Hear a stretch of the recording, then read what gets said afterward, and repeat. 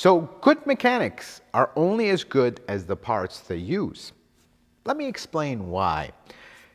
If you're a really good mechanic, you spend your time, you do your due diligence, you do the diagnosis correctly, but then use an inferior part to repair the issue, or worse, like the case with this 4Runner, use a counterfeit part, and then the repair fails because you diagnosed it correctly, but the part is inferior, and we're back to square one. This exact scenario throws so many technicians in a loop that it makes you doubt your diagnosis. It makes you think, okay, what am I missing here? Like, I did the diagnosis correctly, and they did. But why are we arriving at the same result again? Well, this is a 2007 Toyota 4Runner with a check engine light, with some Evap codes. Customer brought us the car, and their first initial thing is, I did some diagnosis here themselves, DIY mechanic, and you know what? They really did the right thing. They did their due diligence. They checked everything, and they did the right process, and they arrived at the correct diagnosis. So you might be asking yourself, why is this car in my shop? Why are we re-diagnosing the Evap system that was correctly diagnosed before? Well, to answer that question, we should go to the gas cap. So the first step in every Evap diagnosis is check the obvious, and that is the gas cap. That's what most people do, and many times they are correct. You open the gas cap, you make sure it's tight, and then you take it off, and just by taking this one off, I mean, listen to this.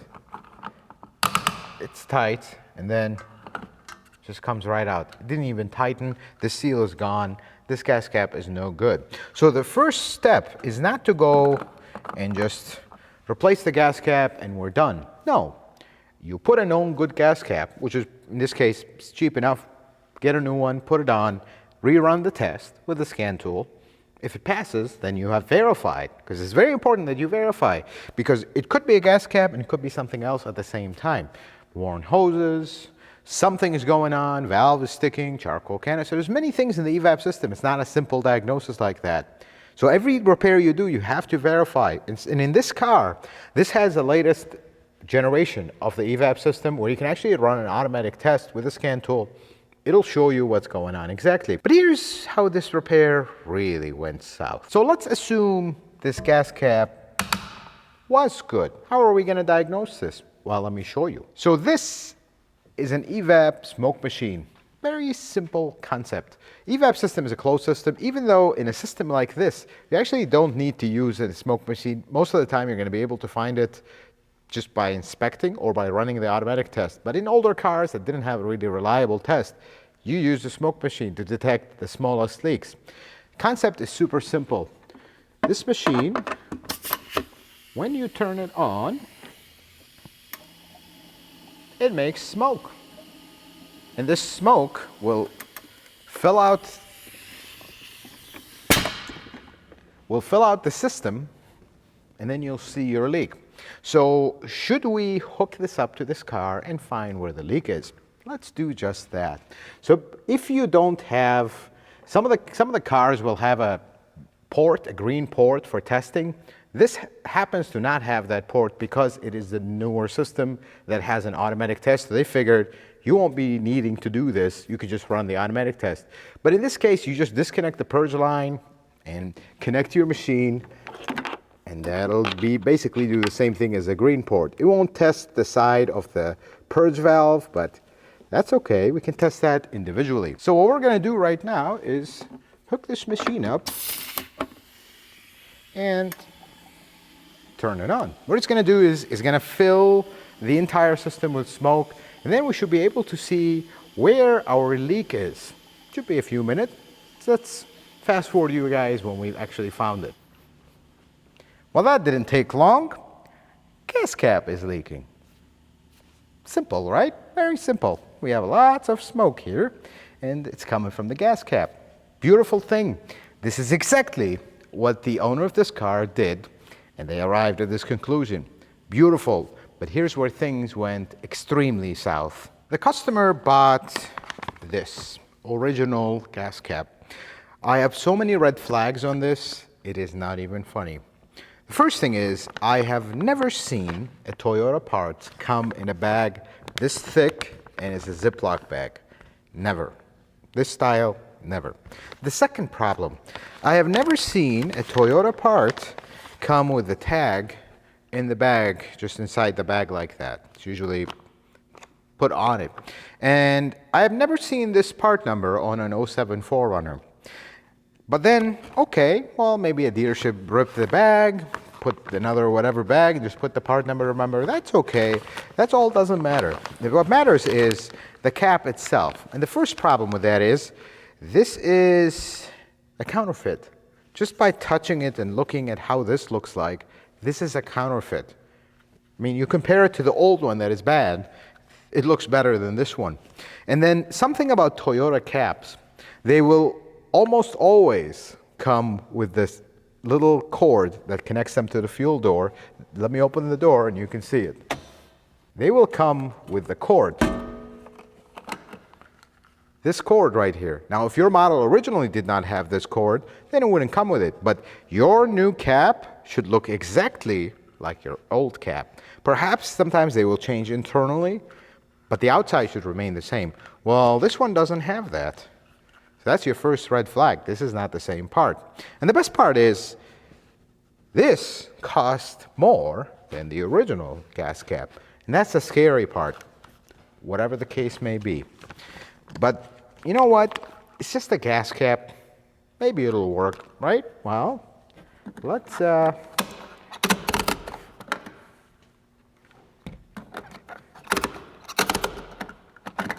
don't think that's gonna work. I don't think that's gonna work. And just for the sake of us being scientific, let's go run the test again. Let's see how well that works. Yeah, that's working out real well there. What do we think of that? Doesn't work. That's the problem. And here's the best part.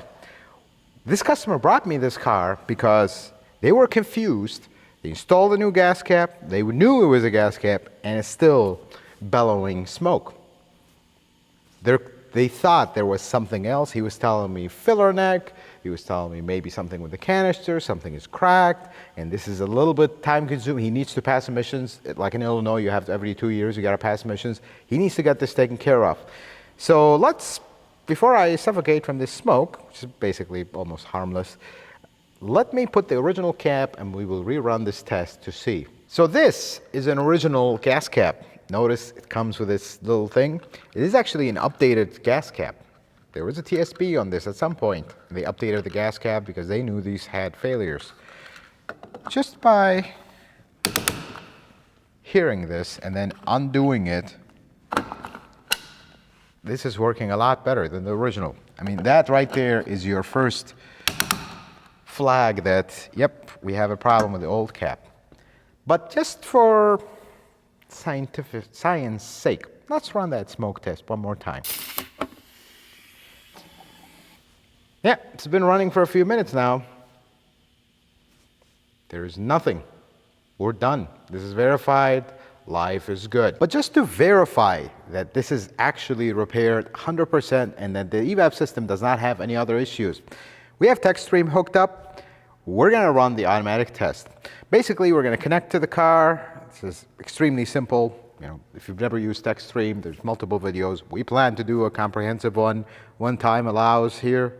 But we're going to connect to the car. We're going to go to Engine ECT.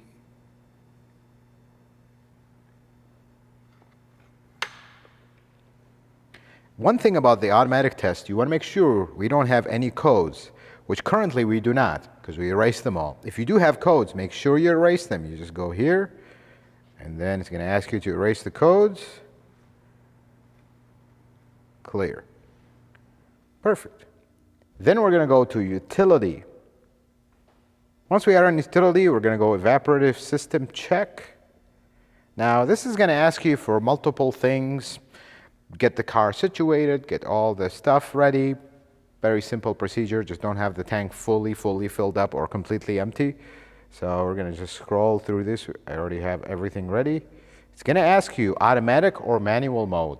We want automatic. See, older cars did not have the automatic mode. It had manual mode only. So in this one, we have automatic. It's basically, it's gonna run the cycle, it's gonna watch everything, and it's gonna tell you if your test passed or failed, and if it fails, it's going to actually set codes to tell you what failed. So we're going to hit next. Then the test will start. Now this test will take a while, and we'll talk a little bit about it, and then we'll see if this repair was successful or not. Let's talk briefly about the Evap system. So the Evap system is basically there to keep the fumes from the gasoline from going to the atmosphere, hurting the environment. So it captures it in a little device called the charcoal canister. It has this magic charcoal that captures the fumes. Then when the engine is running, it's going to purge the canister into the intake. Basically, those fumes will get recycled through the engine, and that's how the gist of it. This system is called intrusive system. There's non-intrusive, which is older stuff that did not have a pump. It cannot run its own test unless the car is actually running, because you use the engine vacuum. The intrusive system, which is the newer one, which is one that is very modern and very good, it has its own vacuum pump. With the screen you're looking at right now, the system is going to run through the cycle of it. You notice the vacuum pump is off, the vent valve is off, the purge valve is off. The purge valve is what purges the fumes into the intake. The vacuum pump is what's going to draw a vacuum so we can test. The vent valve, something very important, it only has two positions, off and on. When it's open, it's venting to the atmosphere, but not wide open. See, the Evap system allows a small amount of leakage. You can never contain this vapor 100%, but by federal regulations, in this car, the leak can be 20 thousandths of an inch large. That's how small. This is a very tiny pinhole, basically. So what it's going to do now, it's going to turn on the vacuum pump with the vent valve off or open to check the leak. And you're going to see the number on the side is going to immediately draw to a certain negative number. This number is not going to be always the same, because it depends on your atmospheric pressure, how high you are, elevation, many things. So what the computer is doing right now, it's measuring what is my maximum allowed leak. When it does that, now it has a reference. Okay, if I draw a vacuum on the entire system and my leak less than this, we're good. If it's more, we have a leak, and that's how it can test the system. So once it tests it and it's done, here's what it's going to do. It's going to turn the vent valve on or close it. Basically, right now, the vacuum that the vacuum pump is running, it's going to draw the vacuum on the entire system.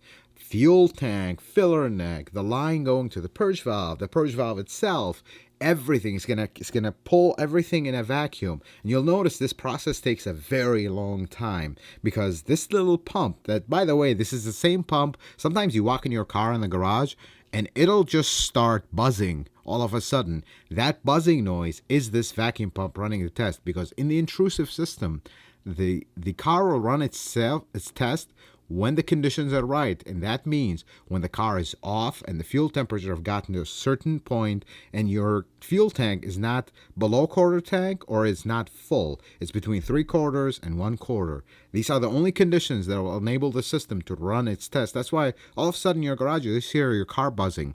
That's how this works. That's the time where it's going to run the test. So I'm going to time-lapse it real quick so you can see how that vacuum builds up, but you're going to notice one thing. It's going to actually exceed what the maximum allowed test is. Because you remember the number was -18 or so? Now we're well over that. That means the system is sealed.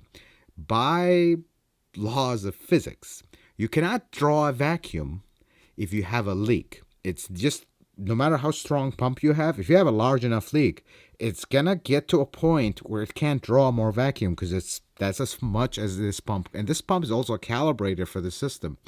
So here's how the car is gonna actually know if we have small leak, very small leak, or large leak. If we have a large leak, it'll never be able to draw any vacuum. Basically, you have a gas cap open. It'll never be able to draw any vacuum, because obviously you can't. You have a large leak.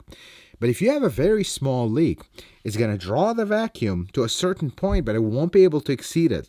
That means you have a very small leak. And when they say very small leak, meaning the leak is larger than 20 thousandths of an inch. If your leak is, let's say, and this is just a hypothetical number, don't take this as a spec. If your leak is between 21 thousandths and 30 thousandths, for example, that's a very small leak. If your leak is between 30 thousandths and 50 thousandths, that's a small leak. If your leak is larger than, I don't know, 1 inch, wide open, gas cap wide open, line broken in half, burst valve stuck wide open, that's a large leak. So that's how the system is going to determine what's going on and how you can draw the conclusion of diagnosis. You're not going to just run the automatic test. You can run the manual test and see exactly what's going on. And then last, what the system is going to do is going to purge. So right now, everything's under vacuum. When you open the purge, it's going to immediately drop that vacuum because now you opened it. You opened the system to the intake manifold. But the computer will also watch how fast do we rise that vacuum from where we were at, where we pulled the whole system in a vacuum, to atmospheric. I hope that's making sense because it's going to watch how well that purge valve is working. Because if we have a restriction or the purge valve is sticking, it's not opening as much as it needs, that's also a problem because that means your vapors will be trapped and now it has to vent somewhere. The system mechanically has a vent valve for overpressure and that's also not good, so that's also an emissions failure.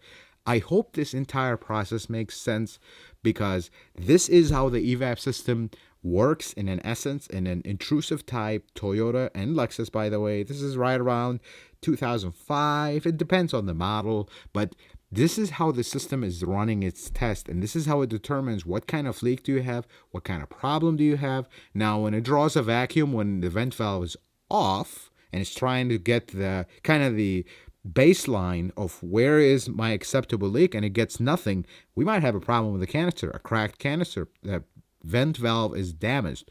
This is where it's going to know, hey, I have a problem with my vent valve. I can't even get my reference point because even though the reference point will vary by atmospheric pressure, by many things, it still has a limitation of how high or low that number will be. So that's how your evap system works. When it's done, it's going to watch all this stuff. The computer will watch everything and it'll set trouble codes accordingly based on what it saw.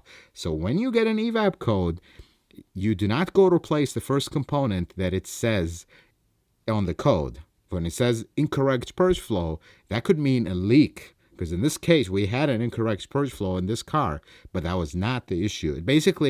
It could not see that our vacuum rose up very rapidly when we turned on the purge valve. So it thinks, okay, there's something going on with the purge. It's only going to tell you what it sees. It's not going to tell you what's wrong. So now that the test is done, it's asking us if we want to save the data. We're not going to save them. We want to see. We're going to exit. It's going to take us straight into the trouble codes. Would you look at that? Clean slate. No codes, no leak codes, nothing. This system has effectively passed the emission test for the evap system. That's it. Repair is verified. We are done. There's no going back on this. Unless we have an intermittent problem where sometimes it causes a code, sometimes it doesn't. They are rare with Toyotas, but they're still possible. Then that will be the only thing. But right now, we're done. We don't have issues. This is fixed.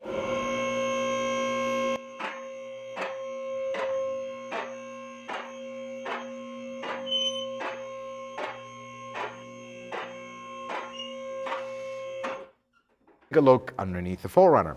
Whenever you inspect one of these 4Runners or you look at them, the first area you look at, if it's a rusty one, is right here at the nose of the frame. This area loves to rot on these, and you notice how rusty this thing is. This car is not that rusty. This area is just the first area that gets completely gone. Somebody painted the tow hooks red. It's actually a nice touch. Then we look at the other one right here, make sure that's not rusty as well. That looks pretty good. That's solid. We don't have holes. Looks very rusty though. This does need an undercoating. Then we look at the front suspension. Bearings are super common on these. Tie rods are good. Bearing is good on this side. This side. We don't have any movement. Everything looks good. Everything looks original here. I don't see anything has been replaced. I don't see any leaks. Nothing from the shock. Now you notice the very shiny axle. And this is where, again, we go back to good mechanics, bad parts. So here's what happened with this axle, what we just replaced. This is a brand new Toyota axle. The selling dealership put an aftermarket axle here. This axle didn't even last a year. And it was completely ripped, rusty on the inside, and just gone. First, I can't reboot an aftermarket axle, put boots on it. Second, it was so rusty inside, it's just, we're gonna put a new axle. And this was a conversation with the customer. Do we spend a small fortune and put an original axle, or do we put an aftermarket one to save some cost? After giving the customer both options, what are the pros and cons of each? Of course, pros of the original, they last a very long time, and you'll never have issues with them. They're the correct part. Cons are, they're very expensive. It's the exact opposite on the aftermarket. They don't last long, they're not really well, they might cause vibration, but they're cheap. Customer just bought this car for their daughter. They want to keep it for a long time. He says, you know what?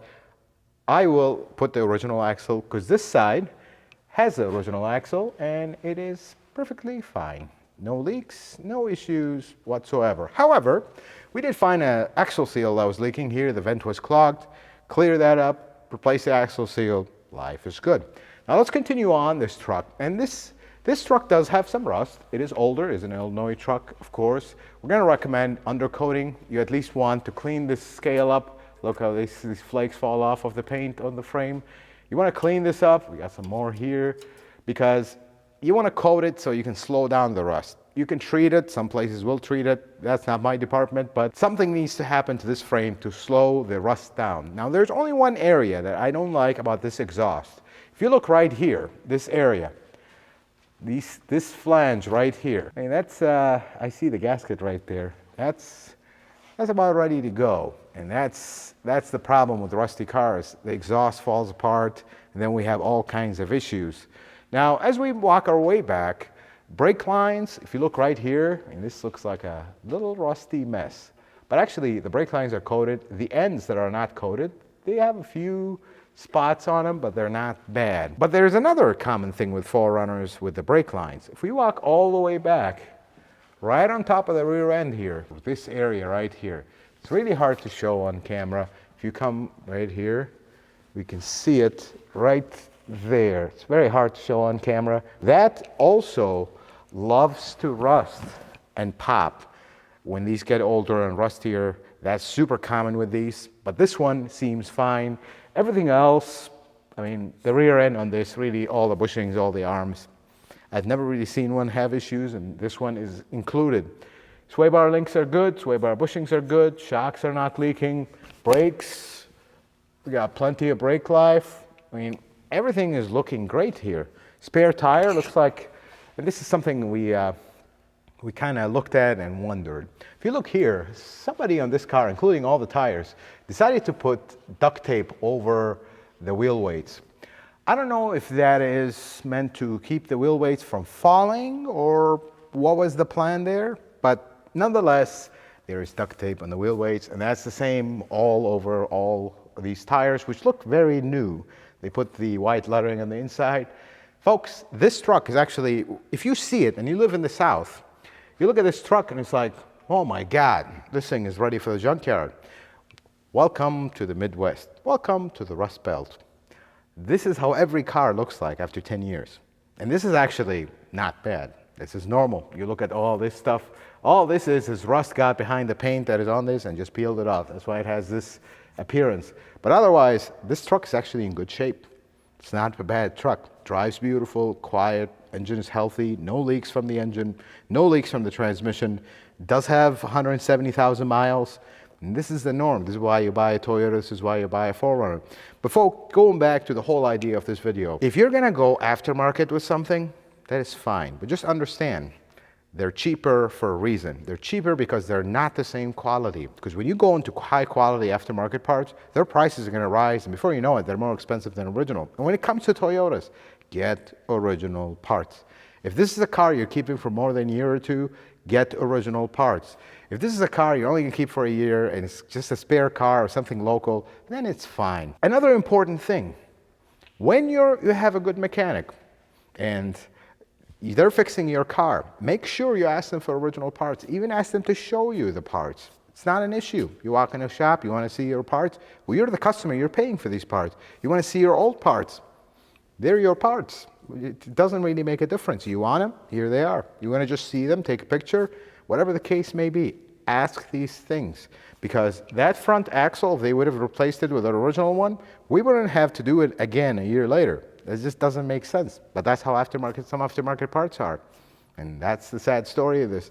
Owner of this car won't have issues with this car. Evap's taken care of. They're going to pass emissions. They won't have any issues. All because of a gas cap that he diagnosed correctly, but then unfortunately ended up with a counterfeit part that he bought online somewhere.